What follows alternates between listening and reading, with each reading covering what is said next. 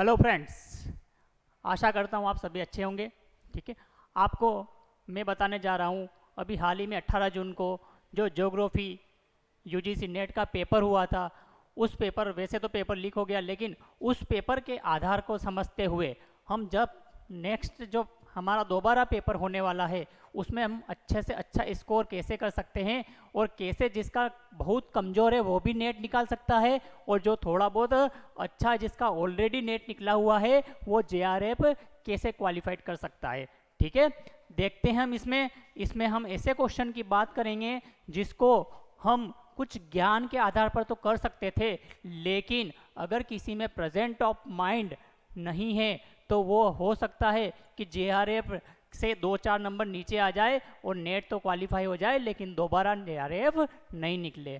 तो मैं आपको ये बताने जा रहा हूँ कि आप थोड़ा सा भी पढ़ के कैसे नेट निकाल सकते हैं और जिनका ऑलरेडी नेट निकला हुआ है वो कैसे प्रेजेंट ऑफ माइंड का उपयोग करके आपका जेआरएफ आसानी से क्वालिफाइड कर सकते हैं। और वो कैसे, तो हम कुछ क्वेश्चन ऐसे देखेंगे इस पेपर में और ऐसे ही क्वेश्चन अगले जब आपका पेपर होगा उसमें आने वाले हैं कि आप एक ऑप्शन एलिमिनेट करोगे यूपीएससी जैसे तो आपको प्रॉपर आंसर मिल जाएगा, आपको पूरा ऑप्शन पढ़ने की ज़रूरत नहीं है। चलिए देखते हैं हम सारे क्वेश्चन किस प्रकार के आए थे और हम नहीं जानते हुए भी कौन कौन से ऐसे क्वेश्चन थे जो कर सकते थे। यहाँ पर फ़ायदा ये है कि यूपीएससी और जैसे एग्जामों में नेगेटिव मार्किंग होती है तो वहाँ हम क्वेश्चन को हाथ नहीं लगाते, लेकिन यहाँ पर आप फुल रिस्क ले सकते हो कुछ ऑप्शन हटा के, क्योंकि यहाँ नेगेटिव मार्किंग नहीं है। इसका सबसे बड़ा बेनिफिट यही है और हो सकता है आप 180 नंबर से ऊपर आसानी से जा सकते हो और आसानी से जेआरएफ क्वालिफाइड कर सकते हो। चलिए हम देखते हैं, शुरुआत से करते हैं हम कौन कौन से क्वेश्चन कैसे आए थे और अपन कैसे नहीं जानते हुए भी कर सकते थे। देखिए पहला क्वेश्चन आया था आपका, उत्तरोत्तर पोषण स्तर में ऊर्जा ह्रास परिघटना अनुमानतः होने का नियम है।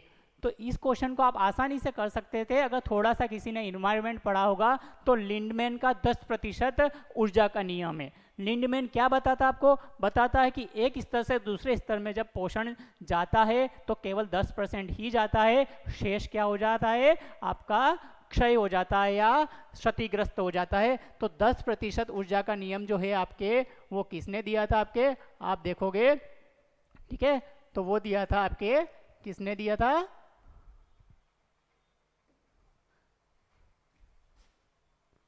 लिंडमैन ने।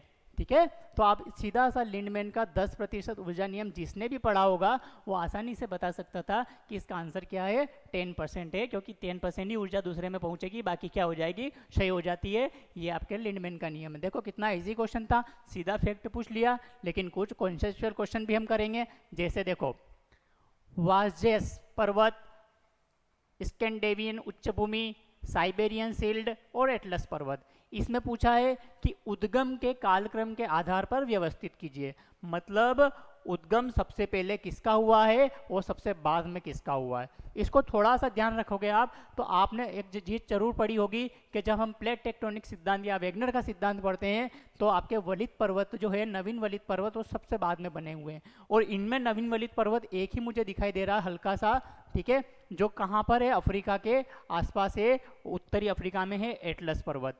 ठीक है, बाकी मुझे नहीं पता, लेकिन ये बात जरूर पता है मुझे कि जो भी शील्ड होती है वो महाद्वीपों के शुरुआती क्रम में ही बन गई थी। और जब शुरुआती क्रम में ही बनेगी तो सबसे पुरानी कौन सी होगी, शील्ड होगी, और सबसे नया कौन होगा, वलित पर्वत होगा।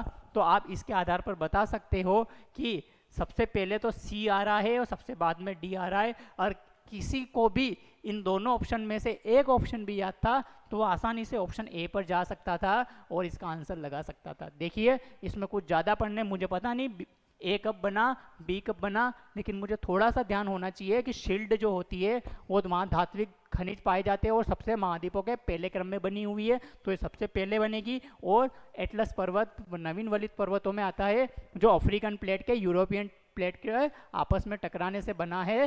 ठीक है, तो आप ध्यान रख सकते हो इसको। कुछ मानते हैं कि इसके और भी कॉन्सेप्ट है, लेकिन अपन यहाँ पर इसी आधार पर इसको जानते हैं। ठीक है, तो ए और डी जिसको, सी और डी जिसको पता है, या तो सी पता है तो भी ऑप्शन कर लेगा, और जिसको डी पता है वो भी कर लेगा। चलिए आगे देखो, कितना इजी क्वेश्चन था, आसानी से इसका आंसर मिला हमको।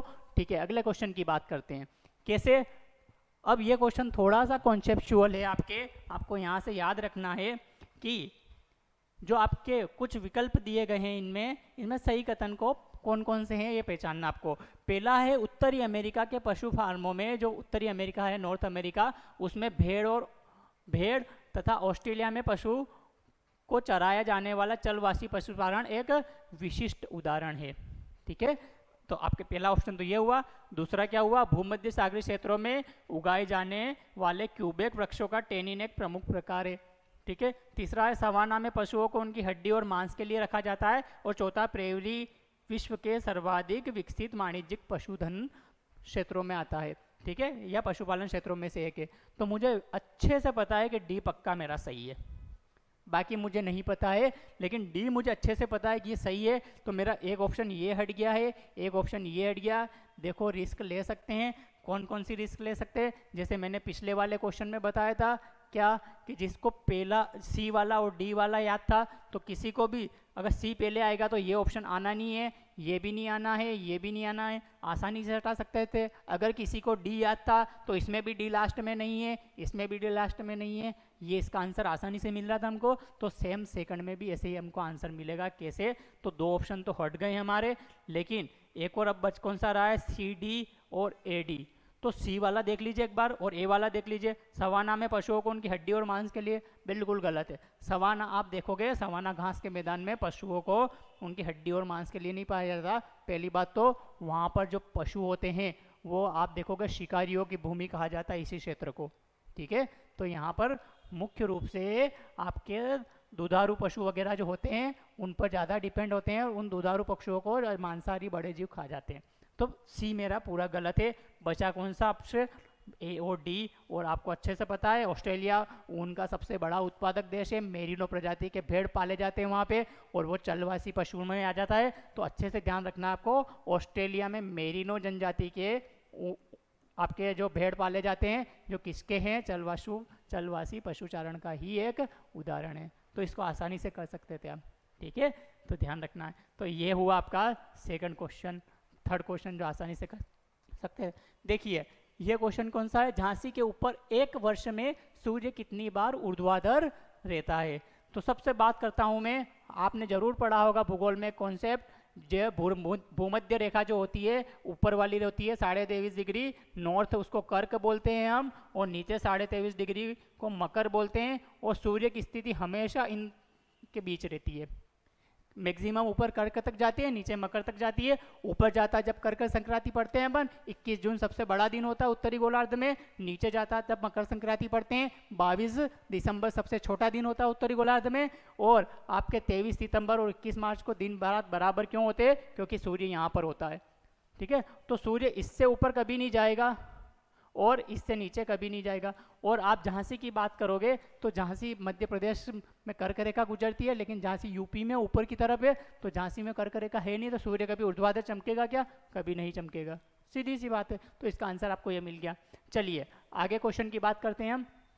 ये क्वेश्चन देखो कितना ईजी है। निम्न शहरों में सर्वाधिक भूकंप संवेदी, आपने जयपुर भोपाल का नाम कभी नहीं सुनागा, दो ऑप्शन आसानी से काट सकते हैं यहाँ आए दिन भूकंप की, लेकिन दिल्ली में जरूर हर बार न्यूज़ आज तक वाले या कोई भी न्यूज़ चैनल है आपको प्रॉपर बताता रहता है आज दिल्ली में भूकंप के झटके महसूस किए गए।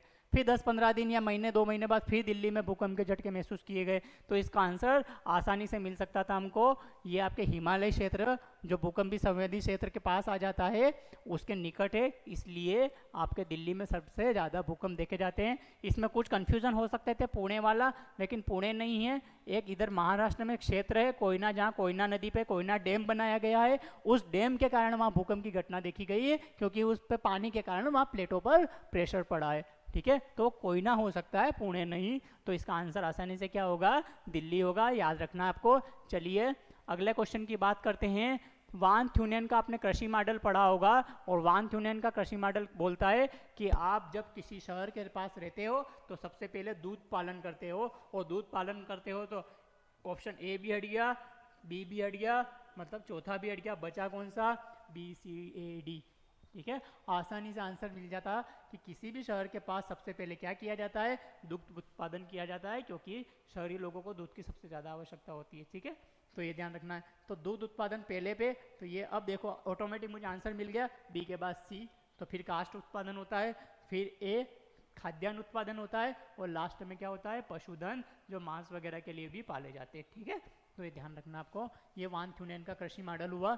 चलिए अगला क्वेश्चन देखो, एशिया, अफ्रीका और लैटिन अमेरिका, इन तीनों को देशों को, ये तीनों महाद्वीप जो है, ठीक है, यहाँ पर पूछ रहा है ये कि जनसंख्या विस्फोट की स्थिति किससे जुड़ी हुई है।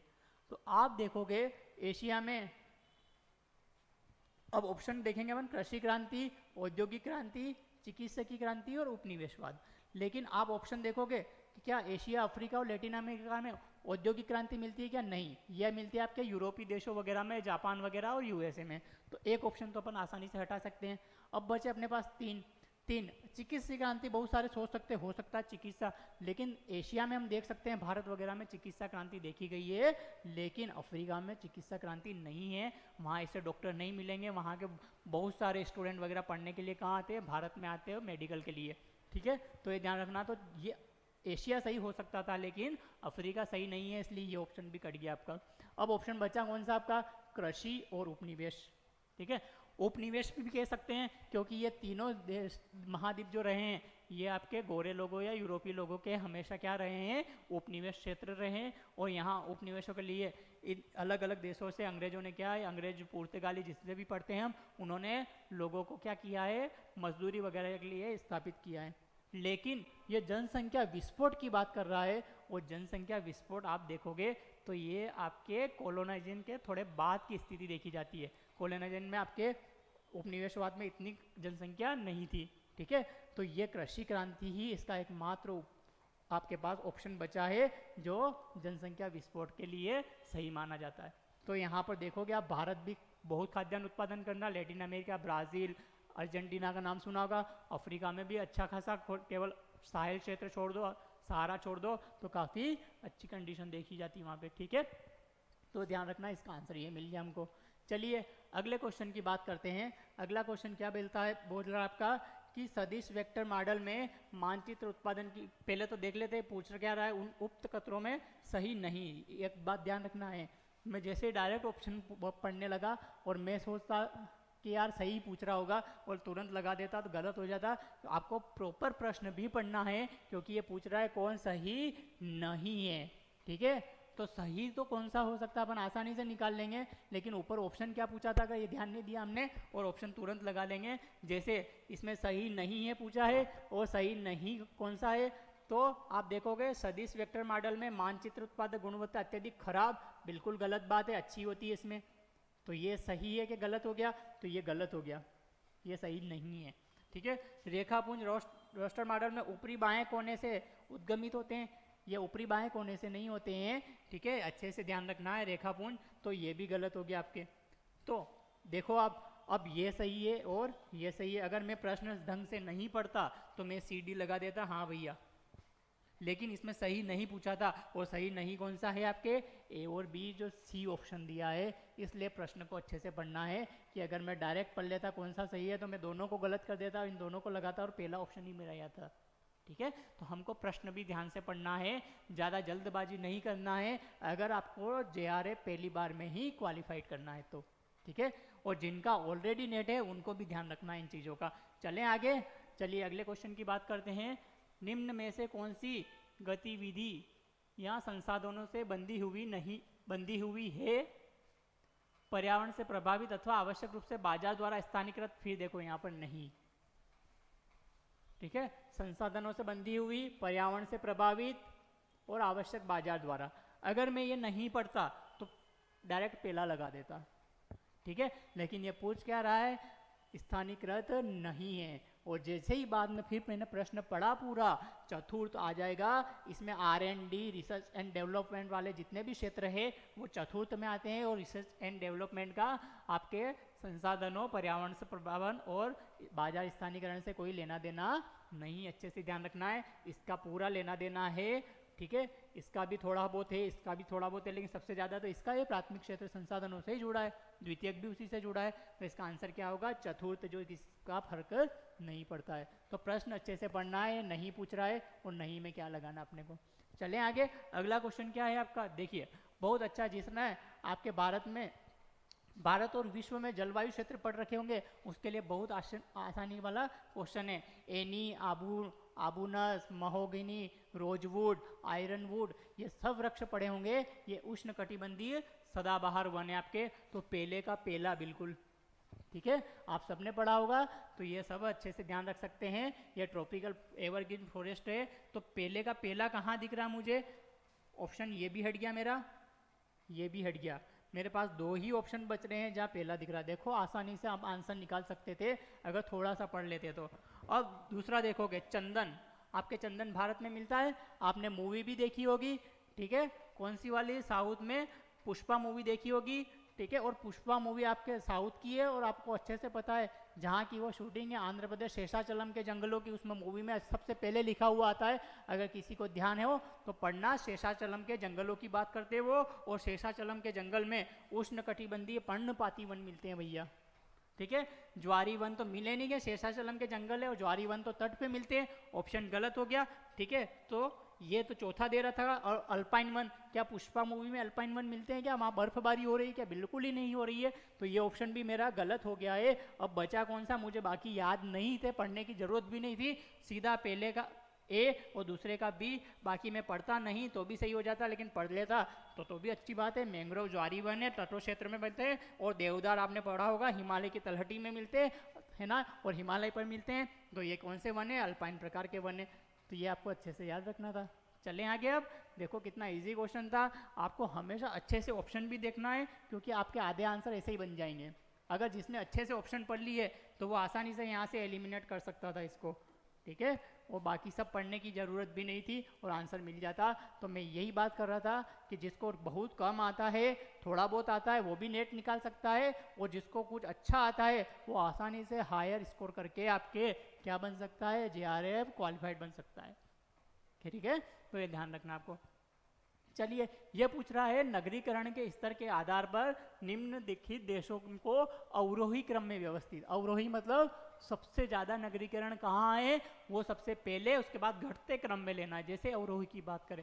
और जब घटते क्रम की बात कर रहा हूँ मैं, तो मुझे इतना नहीं पता कि सबसे ज़्यादा ऑप्शन में कुछ मैं जाऊँगा तो लेने जाऊँगा नेपाल है, थाईलैंड है, फिनलैंड है, माल्टा है, इतना मुझे याद नहीं आ रहा है, इनके बारे में नहीं जानता मैं, लेकिन मुझे इतना पता है भैया नेपाल भारत के पास में पहाड़ी हिमालयी क्षेत्र वाला देश है, और पहाड़ियों में आपके नगर आसानी से इतने नहीं बसे हुए हिमालय के क्षेत्र में। जैसे आप भारत में भी राज्य की बात करते हैं तो सबसे ज़्यादा ग्रामीण प्रतिशत जनसंख्या हिमाचल प्रदेश में मिलती है, अच्छे से पता है आपको। तो इसी प्रकार जब नेपाल की बात करूँगा तो स्वाभाविक है वहाँ भी ग्रामीण जनसंख्या मिलेगी, तो ये तो पहला कभी नहीं हो सकता और ये सबसे कम होगा, क्योंकि सबसे ज़्यादा ग्रामीण यहाँ मिलेंगे, तो नगरीकृत तो हो नहीं सकता भैया ये सबसे ज़्यादा। और जैसे ही मैंने इतना सोचा, मुझे ऑप्शन देखूंगा मैं, सबसे लास्ट में कौन आना चाहिए, नेपाल आना चाहिए, ठीक है। और अगर मैं थोड़ा सा और अगर नॉलेज रखता हूँ तो यूरोपीय देश देखोगे आप, वो सब हायर इकोनॉमी, उच्च नगरीकरण, उच्च शिक्षा संस्थान सब में ऊपर है, तो इसमें यूरोपीय देश सबसे अच्छा दिख रहा मुझे फिनलैंड, ठीक है। और एक और माल्टा थोड़ा सा भूमध्य सागरीय देश है, और ये सब सभ्यताओं में सबसे पहले बसा हुआ है, इसलिए यहाँ पर देखोगे स्वाभाविक है ये दोनों ही पहले आएंगे, या तो बी पहले आएगा या ए, लेकिन डी लास्ट में आएगा, तो डी लास्ट में इसमें भी नहीं है, डी लास्ट में इसमें भी नहीं है, डी लास्ट में इसमें भी नहीं है, डी लास्ट में कहाँ पर है, ये मिल गया मुझे भैया। तो इसके आधार पर आसानी से आंसर ढूंढ सकते थे, और अगर ए बी में ढूंढते आप तो बी पहले आता, तो ये दो, बी के बाद डी तो आता नहीं, थाईलैंड, तो ये गलत हो जाता मेरा। ए पहले आ सकता था लेकिन ए के बाद सी नहीं आता, ये भी गलत हो जाता, और डी तो पहले आना ही नहीं, ये भी गलत हो जाता। देखो कैसे आंसर इसका निकाला जा सकता था आसानी से, ए बी सी डी, ठीक है। ये नगरीकरण के आधार पर आंसर, तो मुझे इतनी चीज़ें याद नहीं है, लेकिन मैं थोड़ा सा प्रेजेंट ऑफ माइंड का यूज़ करूँगा और थोड़ा सा विश्व के भूगोल के बारे में सोचूंगा, तो मुझे आसानी से इसका आंसर मिल जाएगा कि माल्टा भूमध्य सागरीय देश है, और वो आप देखोगे तो यूनान के आसपास उस समय यूनान की जो उत्पत्ति होती है ठीक है, आप हेरोडोटस वगैरह सब पढ़ते हो, तो सबसे पहले आप देखोगे ज्ञान की शुरुआत वहीं से होती है, तो ये सबसे पहले नगरीकृत है। और इसी के आसपास फिर देखोगे रोम की सभ्यता वगैरह बनती है इटली में, तो ध्यान रखना है। तो माल्टा, फिनलैंड, थाईलैंड और नेपाल, ठीक है, तो इसका मुझे आंसर मिल गया आसानी से। चलिए अगला क्वेश्चन देखो कितना इजी था। भारत की जनगणना 2011 की बात कर रहा है, पहले तो इतना पढ़ना जरूरी है अपने को। फिर किस राज्य में अनुसूचित जातियों की, न कि जनजातियों, ठीक है, और अनुसूचित जातियों की संख्या किसमें ज़्यादा है, प्रतिशत में सर्वाधिक पूछ रहा है। जनसंख्या में आप देखोगे यूपी जो है वो सबसे ज़्यादा अनुसूचित जनजाति वाला राज्य है आपका, और प्रतिशत में बात करते हैं तो वो आ जाता है आपका पंजाब। कौन आ जाता है, पंजाब आ जाता है। ऑप्शन देखोगे पंजाब कहाँ पर है, तो ये हो गया। तो आपको यहाँ से आंसर भी ढूंढ सकते हो अच्छे से, पंजाब प्रतिशत में सबसे ज़्यादा है, ठीक है। हिमाचल होगा नहीं, ग्रामीण में आ जाता है, याद रखना। ग्रामीण जनसंख्या सबसे ज़्यादा प्रतिशत में कहाँ है, हिमाचल प्रदेश में, याद रखना है। पश्चिम बंगाल बिल्कुल भी नहीं, ठीक है। उत्तर प्रदेश जनसंख्या में ज़्यादा है, तो ये ध्यान रखना है। प्रतिशत की बात कर रहे हैं यहाँ, तो पंजाब ज़्यादा है। हो सकता है अगली बार वो एसटी का पूछ ले, एसटी, तो एसटी मध्य प्रदेश में सबसे ज़्यादा है, और प्रतिशत की बात करें तो कहाँ पर ज़्यादा है, मिजोरम में ज़्यादा है। बिल्कुल ऐसे ही क्वेश्चन आने आगे, तो आप इन चीज़ों को अच्छे से रिवाइज कर लेना, यहाँ से क्वेश्चन आपके बनना है, ठीक है। चलिए अगला क्वेश्चन ये पूछ रहा है, दिए गए रेखा चित्र नो की पहचान। नो नो कहाँ दिख रहा है आपको, पहले तो ये देख लो, साइड में दिख रहा है, ठीक है, और एक यहाँ पर दिख रहा था।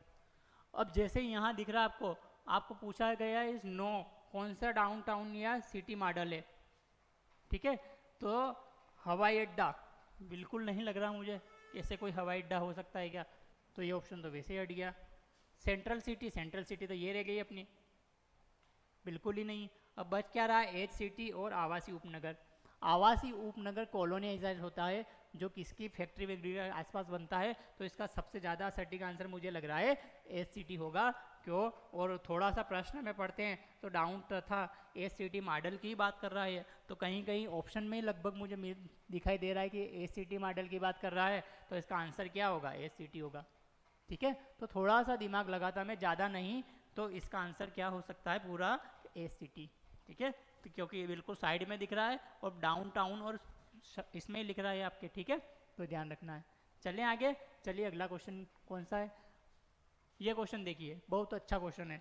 आप पर्यावरण इन्वायरमेंट पढ़ते हैं, उनमें आप 72 से लगाकर जितने भी अधिनियम बने अच्छे से याद कर लीजिए। वन्य जीव संरक्षण अधिनियम 72 है, उसके बाद अलग अलग अधिनियम आपके जल, फिर वन, फिर वायु, फिर पर्यावरण संरक्षण, फिर जैव विविधता, फिर एनजीटी। तो एनजीटी सबसे बाद में आता है 2010, ठीक है। जैव विविधता 2002, जिसको याद था वो आसानी से निकाल सकता है। पर्यावरण संरक्षण 1986, और वायु प्रदूषण अभी बताया मैंने 1981, ठीक है।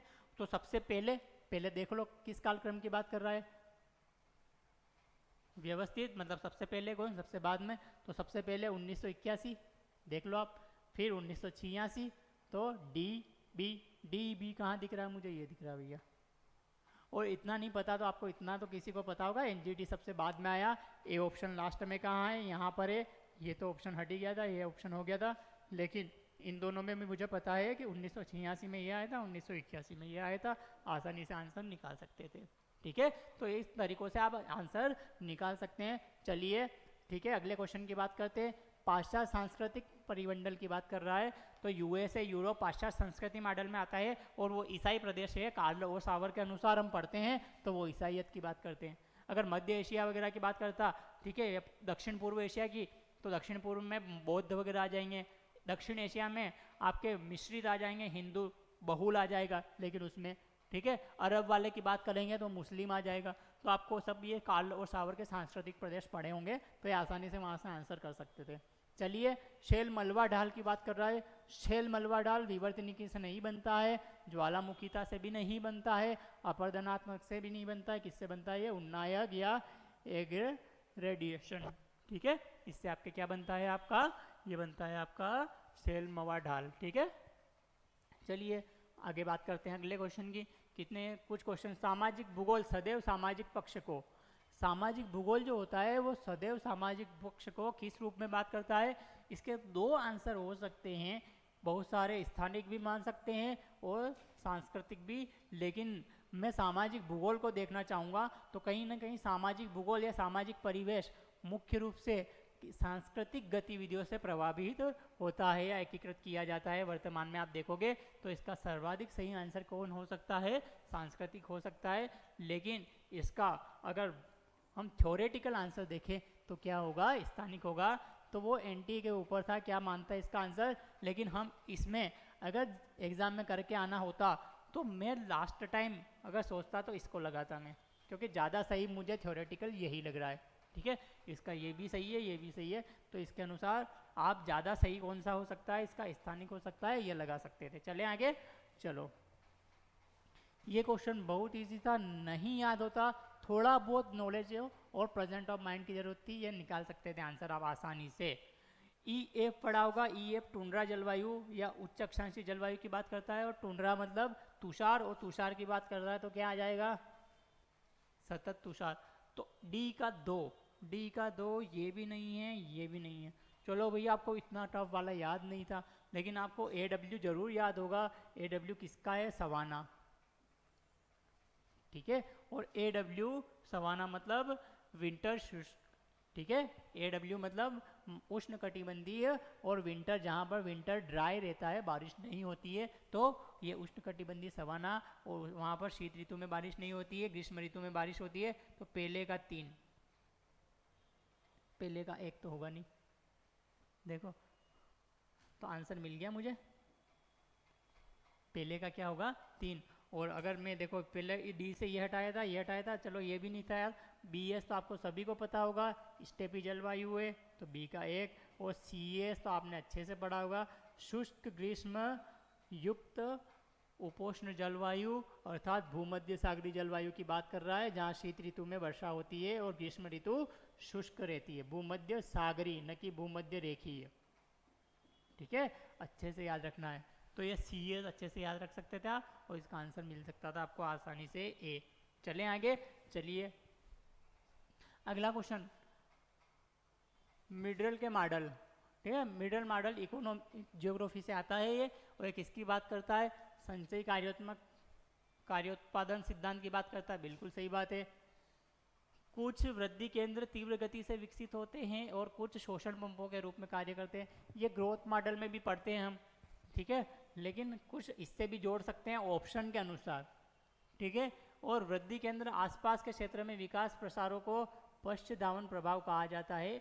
ये भी इसका सही है, तो ये भी सही है, ये भी लगभग सही है, और ये भी सही है। अब ऑप्शन के अनुसार देखूंगा मैं, और वृद्धि केंद्र के आसपास के क्षेत्र में सभी सक्रिय तत्वों को खींचने के लिए उपतरण अवस्था होती है, गलत हो जाएगा। सभी सक्रिय तत्वों में उपतरण की अवस्था नहीं कहा जाता है, तो डी तो गलत हो गया, ये गलत हो गया मेरा, ये गलत हो गया, और डी कहाँ है, है नहीं। अब बी, सी और ए, बी में कौन ज़्यादा सही हो सकता है, जिसमें पहला ए लेने जाऊंगा मैं, क्योंकि ये सर्वाधिक बिल्कुल पक्का मुझे पता है ये सही है। ठीक है, तो मैं इसको आंसर क्या लगाऊंगा, मुझे इतना पता नहीं, लेकिन मुझे इतना पता है कि ए सर्वाधिक सही है इसका, तो मैं ए वाले को लेके जाऊंगा। ठीक है, तो इसका ए और बी आंसर मानेंगे हम। क्लियर है। हाँ, अगर ए बी सी होता तो वो भी सही होता, अगर बी थोड़ा बहुत डाउटफुल है लेकिन ए सी होता तो 100% सही होता। तो ए बी वर्तमान में अपना सही आंसर है। ठीक है, चलिए अगला क्वेश्चन, सागर नीतल प्रसरण सिद्धांत की बात कर रहा है, हेरियस द्वारा दिया गया था, ये आप सभी पढ़ते हैं। और सागर नीतल प्रसरण सिद्धांत हेरियस दिया था, तो हेरियस का महाद्वीपीय विस्थापन से कोई लेना देना नहीं था, हटा दो इसको, बस ए हट गया, ये भी हट गया, ये भी हट गया। अब बचे कौन से, ये और ये, देखो एलिमिनेट करने का ऑप्शन। ठीक है, आप आसानी से ऐसे क्वेश्चन कर सकते हो, सारी चीज़ें याद नहीं है, लेकिन प्रेजेंट ऑफ माइंड का यूज़ करना है। अब दो ऑप्शन में तो कुछ ना कुछ थोड़ा सा और पढ़ूंगा मैं, तो आपने कुछ चीज़ें पढ़ी होगी। पूरा चुंबकत्व तो वैज्ञानिक प्रमाण बिल्कुल सही बात करता है, हेरियस कटकों से दूर दोनों और अवसाद की बढ़ती हुई आयु और मोटाई सागर नीतल प्रसरण का एक प्रमाण है। बिल्कुल हम समंदर के अंदर किसके आधार पर देखते हैं, कौन सा जो सतह है कब बनी हुई है, तो इसी के आधार पर देखते हैं। तो सी और डी बिल्कुल सही है। देखिए वाइन और मैथ्यू ने अवसाद आयु की मोटाई विश्लेषण के आधार पर इस सिद्धांत का प्रयोग, बिल्कुल इसी सिद्धांत को लेकर वाइन और मैथ्यू ने सिद्धांत प्रस्तुत किया था। तो बी सी डी इसका सही आंसर है। ठीक है, तो आपको ये लगाना था कि कौन कौन सा सही था, तो आप आसानी से देख सकते थे। इसका ए तो बिल्कुल गलत है, पढ़ने की ज़रूरत ही नहीं है, ठीक है, बाकी बी सी डी सही है। चलिए अगले क्वेश्चन की बात करते हैं। ये सही कथनों के पहचानने की बात कर रहा है हमको, तो इसमें देखते हैं हम प्रजाति केंद्रीयवाद शब्दावली को विलियम ग्राहम समर द्वारा निरूपित किया गया था। हाँ जी बिल्कुल सही बात है, प्रजाति केंद्रीकृतवाद जो शब्दावली है विलियम ग्राहम समर द्वारा दी गई थी। फिर दूसरा ब्लास्ट ने कहा था सांस्कृतिक परिदृश्य सांस्कृतिक समूह द्वारा प्राकृतिक परिदृश्य से निर्मित होता है। बिल्कुल, ये किससे निर्मित होता है? प्राकृतिक परिदृश्य से ही सांस्कृतिक परिदृश्य का निर्माण होता है, और वो ही आपके क्या बनता है?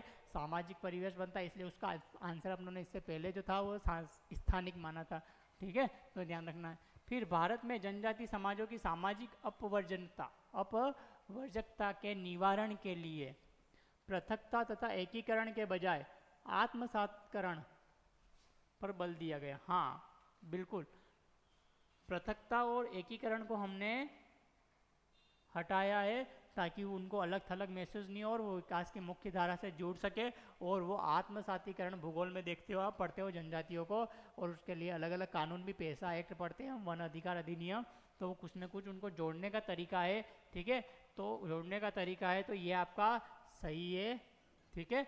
और अगर ये सही है, एक सेकंड रुकना।